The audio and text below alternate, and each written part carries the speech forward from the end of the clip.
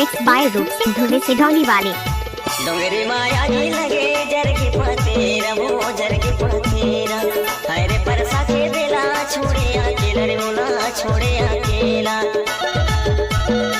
डोंगरी माया जी लगे जरगे पतेरा वो जरगे पतेरा हरे परसा के बेला छोड़े अकेला रे मोला छोड़े अकेला।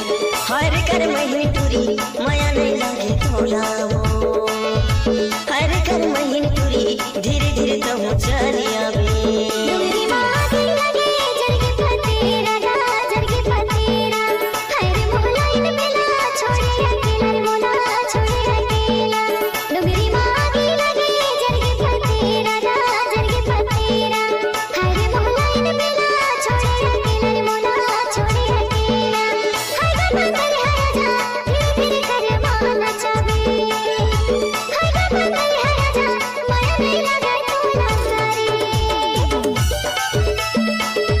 डीजे रूप सिंह धुले इमली टोला वाले।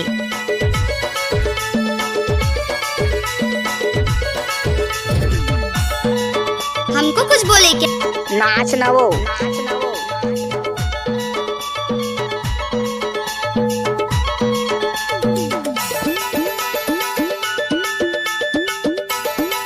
डीजे रूप सिंह धुले।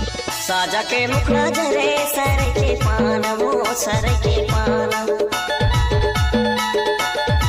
तोर खातिर चोला चुरे बन के दीवाना वो बन के दीवाना।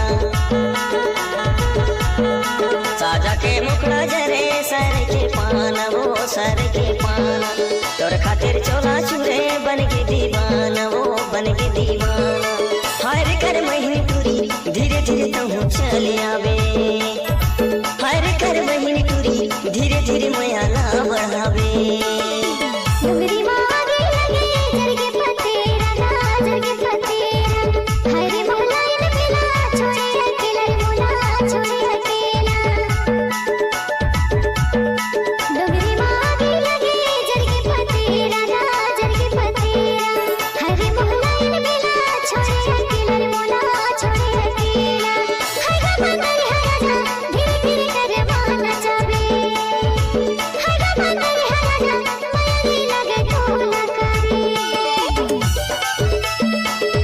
डीजे रूप सिंह धुले से ढोली वाले।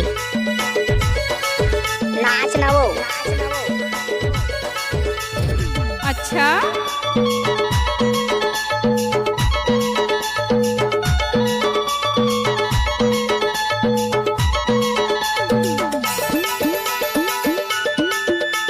डीजे रूप सिंह धुले से ढोली वाले।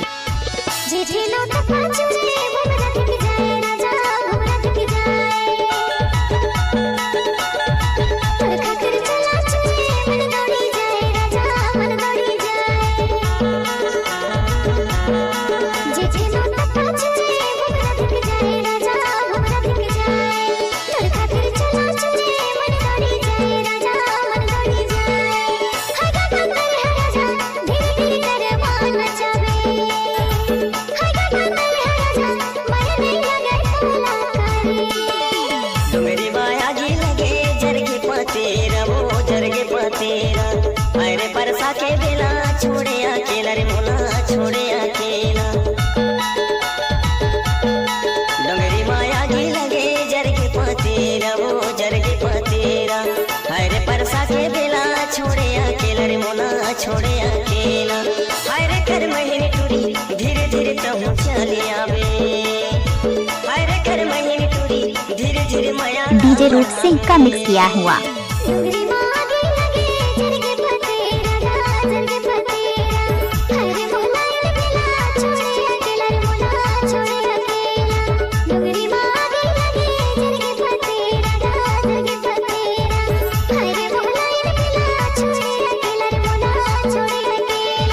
हर कर महीने टूरी धीरे धीरे तो चली आवे हर कर महीने मिक्स बाय रूप सिंह धुले से ढोली वाले।